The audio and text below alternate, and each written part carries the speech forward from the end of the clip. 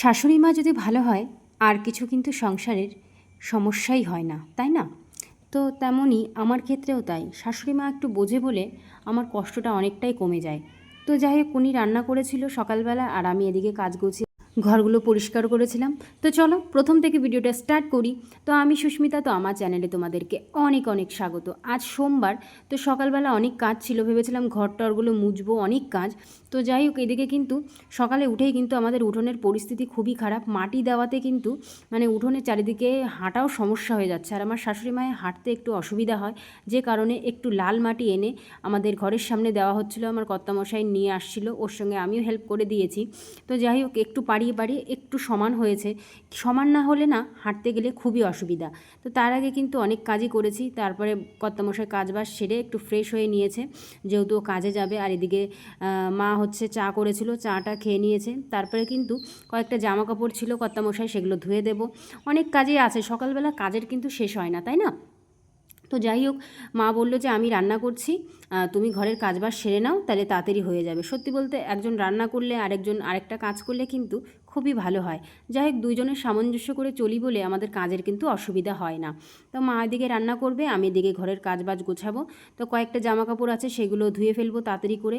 আর মা বললো তাহলে ডাল রান্না করব, মটরের ডাল আর মুসুরির ডাল তো ঘরে আছে, দুটো ডাব্বাই নিয়ে আসো। মানে এগুলো সব হচ্ছে আমাদের ভাঙানো ডাল, তোমাদের দেখিয়েছিলাম আগের ভিডিওতে, কাকাদের থেকে নিয়েছিলাম এই ডাল।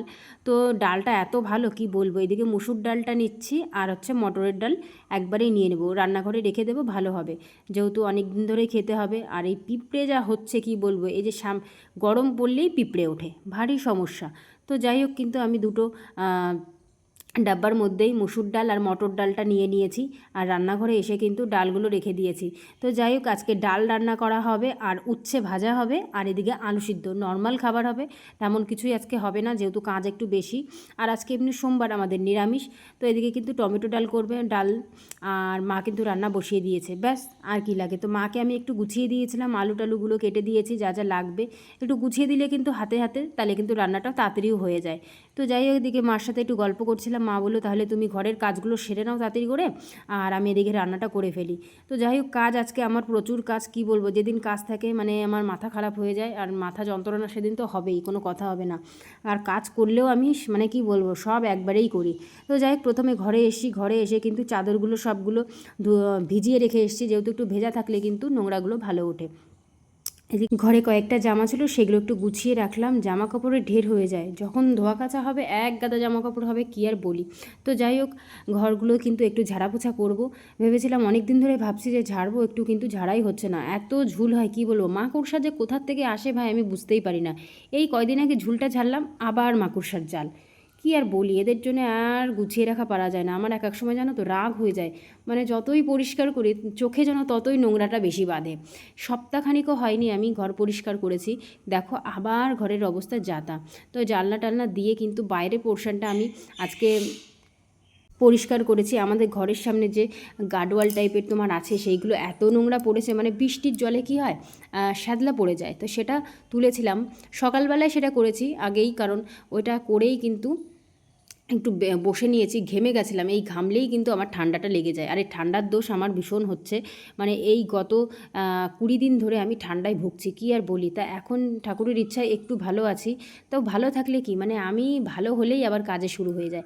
সত্যি কথা বলতে আমার কাজ করতে খুবই ভালো লাগে। বাড়ি ঘর যদি পরিষ্কার না থাকে ভাই, আমার সত্যিই ভালো লাগে না। আমার মনে হয় প্রত্যেকটা মেয়েরই তাই, সংসারটাকে গুছিয়ে রাখা, পরিষ্কার পরিচ্ছন্ন করে রাখা প্রত্যেকটা মেয়েরই কাজ। এবার আমি শুধু একা না, সবাই করে এটা। কিন্তু আমার আবার একটু কি হয়, আমার একটু ঘামলে টামলে মাথা দিয়ে একটু জল, মানে ঘাম আসলে হয়তো মুছি না বা কিছু, যাই হোক পরপর কাজ করে চান টান করে নিই, যার কারণে আমার ঠান্ডাটা লাগে। এটা হচ্ছে নিজের দোষেই হয়, কি বলবো, এটা আমার দোষ, কিছু করার নেই। তো যাই হোক, যতটা ভাবি যে একটু বসে টসে চান করব, তারপরে গিয়েই করি, ভাবি যে শরীর খারাপ হলে তো আমারই খারাপ লাগবে, আর কেউ তো না, কষ্টটা আমারই হবে, বুঝতে আমারই হবে। তো যাই হোক, এদিকে কিন্তু আমি এক এক করে ঘরগুলো পরিষ্কার করে নিয়েছি। আর এই যে দেখতে পাচ্ছ আটা রয়েছে এর মধ্যে ধরেছে পিঁপড়ে। এই যে শুরু হলো গরম, আর পিঁপড়ে অবস্থা খুবই খারাপ। মানে পিঁপড়েগুলো যে এত জ্বালায়, লাস্টে কী করি জানো, চক পাওয়া যায়, তো সেই চকটা আমি রাউন্ড করে রাখি যাতে পিঁপড়ে না ওঠে। কি কি করব বলো? এবার চকটাও তো ভালো না, ওটা একটা বিষ টাইপের কোনো একটা আছে হয়তো, তার জন্যে পিঁপড়েগুলো ওঠে না। তো নিচে গার্ডওয়াল করে দিই, মানে গোল গোল করে, তারপরে আমি কিন্তু আমাদের আটার যে ডাব্বাটা ছিল তার উপরে বসিয়ে রেখেছি। পিঁপড়ে ধরবে, এই সব কিছুতে পিঁপড়ে ধরলে খুবই অসুবিধা হয়। শুধু আমার তো মনে হয় অনেকেরই এরকম হয়, কিন্তু কোনো খাবার টাবার রাখলেই পিঁপড়ে ওঠে। অবশ্যই বৃষ্টি বর্ষা হলে নাকি তার আগেই সব কিছুতে পিঁপড়ে ওঠে, আমার শাশুড়ি মা আমাকে বলে আর কি। তো যাই হোক, দেখি কথা বলতে বলতে দেখো আমার ঘর টর কিন্তু ঝাড়া টাড়া হয়ে গেছে, ঘরগুলো সব ঝাড় দিয়ে দিয়েছি। ওদিকে কিন্তু মায়ের ঘর, ঠাকুর ঘর, বারান্দা দিয়েও আমার কিন্তু ঝাড়টার দেওয়া হয়েই গেছে। আর দেখতেই পাচ্ছ আমাদের উঠোনের অবস্থা কি, কতদিন যে আমি উঠোনটা ঝাড় দিতে পারবো না বা ল্যাপা পোছা কিচ্ছুই করতে পারবো না। দেখো উঠোনটার অবস্থা খুবই খারাপ, পাড়াতে পাড়াতে গিয়ে যদি ঠিকঠাক হয়, কিছু করার নেই, কি করব বলো। মাটিটা না দিলেও হবে না, কারণ বাড়ি এত নিচু হয়ে গেছে, উঠানটা জল জমে যায়, বর্ষার সময় আমরা হাঁটতেই পারি না। তো যাই হোক, এদিকে কিন্তু আমি এক এক করে সব ঘরগুলো মুছে নিচ্ছি। তো মায়ের ঘর দিয়ে, ঠাকুর ঘর দিয়ে, বারান্দা দিয়ে মুছে নিয়েছি প্রথমে, তারপরে আমার ওই সাইডটা একটু যাব, কারণ এদিকে এত বালি বালি কি বলবো, 1 বালতি কি 2 বালতির জল আমার চেঞ্জ করা হয়ে গেছে অলরেডি। মানে সব বেলে মাটি তো, মানে মাটিগুলো একদম বালি বালি, যার কোনো পায়ে উঠে আসলে পা মুছে যাচ্ছি, তাও যেন পায়ে মনে হচ্ছে বালি বালি। কিছু করার নেই, এই কদিন এরকমইভাবে চলবে, যতদিন পর্যন্ত উঠোনটা একটু ঠিক না হচ্ছে। তো এদিকে কিন্তু কয়েকটা জামাকাপড় বলেছিলাম ভিজিয়ে রেখেছিলাম, সেই ভেজানো জামাকাপড়গুলো ভাবলাম তাড়াতাড়ি করে ধুয়ে দিই, কারণ এই ওয়েদারটাও দেখছি ভালো না, এদিকে মেঘলা মেঘলা করছে, অতগুলো জামাকাপড় যদি ভিজিয়ে রেখে বৃষ্টি বর্ষা হয় তখন অনেক সমস্যা। অবশ্য এখন তো নিম্নচাপ না, হয়তো একটু বৃষ্টি হয়ে থেমে যাবে। তা আজকে একটা চাদর ধরছি, কি বলবো, এত বড় চাদর, ভাই আমার জীবন শেষ পুরো কাচতে গিয়ে, কিন্তু কাচতেই হবে, কিছু করার নেই। সবথেকে বড় কথা হচ্ছে যে কম্বলগুলো আমরা গায়ে দিয়েছিলাম শীতের সময়, সেই কম্বলগুলো আমার এখনও ধুতে হবে, সেটা ভেবেই যেন আমার বেশি ভয় লাগছে। তো যাই হোক, রোদ্দুরটা ভালো উঠলে তবে গিয়ে আমি কম্বলগুলো ধোয়া হবে, বড় বড় যে কম্বলগুলো থাকে। তো ঘরের বিছানার চাদর থেকে শুরু করে কয়েকটা কর্তামশের জামা কাপড় ছিল, সেইগুলোই ধুয়ে দিয়েছি সকালবেলা। তারপরে কিন্তু ধোয়া কাচা হয়ে গেলে ঘরগুলো তো পরিষ্কার হয়ে গেছে, তারপরে কিন্তু আমি চান করে নিয়েছি। এবার চান করে ব্যাস পুজোটা দিলে আমার আপাতত সকালের কাজটা হয়ে যায়। সকাল বলতে আমার 11:30 বেজেছিল, 11:30 না 11টা বেজে গেছিলো সব কাজ করতে করতে। এদিকে কিন্তু আমার শাশুড়ি মায়ের রান্না টান্না হয়ে গেছিলো, মা একটু গেছিলো হচ্ছে মাসি বাড়ি, মানে ওনার বোনের বাড়িতে, তো সেখানে গেছিলো। আর এদিকে আমি চান টান করে ঘরে পুজো দেবো। তা মাকে বলেছিলাম তুমি এসে কিন্তু খাওয়া দাওয়া করে নিও, তো শাশুড়ি মাও খায়নি, বলছিল তুমি পুজো টুজো দিয়ে নাও, তারপরে একসঙ্গেই খাবো। কি বলো তো, একসঙ্গেই আমরা খাই, তো কেউ কিন্তু ওই একা খেতে চায় না, যে আমি হই আর আমার শাশুড়ি মা হোক, যেই হোক না কেন। তো মা বলছিল তুমি কাজ টাজ করে নাও, তারপরে তারপরে দেখুন পুজো দিতে দিতে আমার শাশুড়ি মা বাড়ি চলে এসেছিলো। তা আমি বললাম তুমি খেয়ে নাও মা, অনেক বেজে গেছে। তা বললো ঠিক আছে আমি খেয়ে নিচ্ছি, তারপরে তুমি পুজো দিয়ে আমি ভাত বেড়ে রাখছি, তুমি খেয়ে নিও। তাহলে না তোমার বাড়তে হবে না, তুমি খেয়ে নাও, তারপরে আমি খাবো কোনে। সত্যি বলতে যে মানুষটা মানে বোঝে যে আমি আমার জন্য বেড়ে রাখবে বা কিছু, এর থেকে কিন্তু আর কিছু লাগে না। ভালোবাসা দিলে কিন্তু ভালো লাগে, যে মানুষটা আমাকে ভালোবাসে বা ভালো আমাকে বোঝে, তাই না? তো যাই হোক, আমি কিন্তু কাজ করলে মাঝে মধ্যে একটু রেগেও যাই, আমার নিজের প্রতি রাগ হয়, কাজ এত এত প্রেশার পড়ে, এত বিরক্ত লাগে। তো আমার শাশুড়ি মা এক এক সময়, জানো সত্যি কথা বলছি, আমার শাশুড়ি মাও কিন্তু ভাবে যে রাগ করছে কেন, কি হলো, কাজ করছে বা কিছু, তেমন কিছুই না। আমার অটোমেটিক জানি না কেন রাগ হয়ে যায় কোনো কিছু করতে গেলে। এখন অটোমেটিক কিছুদিন রিসেন্ট দেখছি যে কাজ করতে গেলে, বেশি কাজ পড়ে গেলে, আর সত্যি বলতে কিছুটা দিন, মানে প্রায় 20টা দিন ধরেই কিন্তু কাজের প্রেশার আমার অনেক ছিল। মানে কি বলবো, এই একেতে আরও সব থেকে বড়ো কথা হচ্ছে আমার মাথা যন্ত্রণা।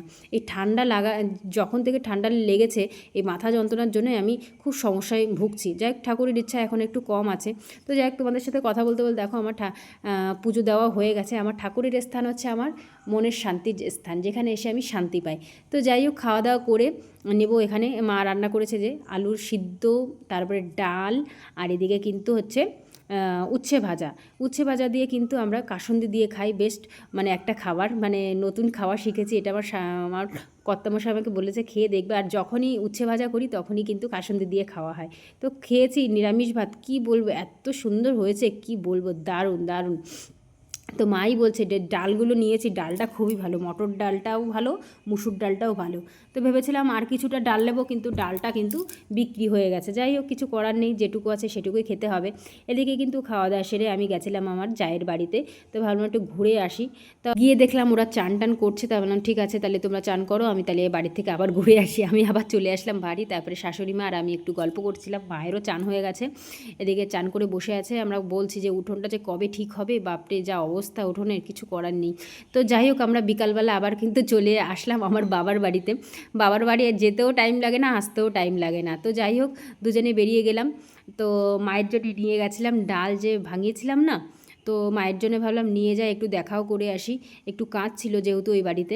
তো দুজনেই বেরিয়ে পড়লাম। দেখো, তো যাই হোক, কাছাকাছি বাবার বাড়ি হলে এটাই হয়, যখন ইচ্ছা মন হলো চলে গেলাম, যখন ইচ্ছা হলো চলে আসলাম। থাকা আসা এমন হয় না, হয়তো একদিন থেকে চলে আসলাম বা রাত্রে 10টা কি 11টার সময় আমরা চলে আসি বাড়িতে। হার্ডলি আমাদের গাড়িতে হয়তো 5 থেকে 7 মিনিট লাগে আমার আসতে। দেখো, এসেই দেখতে পেলাম আমাদের বাড়ির গাছে হয়েছে আম, কি সুন্দর তাই না? বেশ বড় হয়েছে। এবার তো আম তো দেখাই যাচ্ছে না, তো আমাদের এই গাছটায় অনেক আমি দেখতে পেয়েছি। তো যাই হোক বন্ধুরা, ভিডিওটা কিন্তু এই পর্যন্তই শেষ করব।